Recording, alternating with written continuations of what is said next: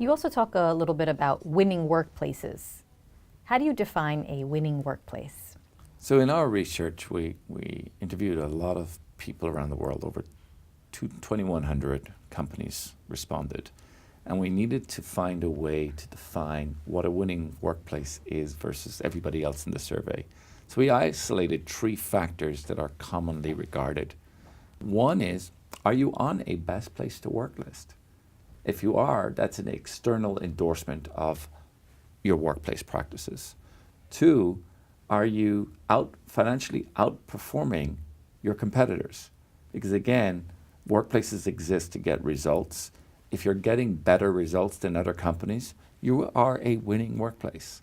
Or as 3rd, how likely were you as an employee to refer your employer as a place to work to friends and family, the so-called net promoter factor. If you had a high net promoter score, you were a winning workplace because you were a place that existing employees had a very positive orientation of recommending those closest to them. So we essentially isolated, if you were answering positive to any of those, you were a more winning, if you wish, or a winning workplace versus everywhere else.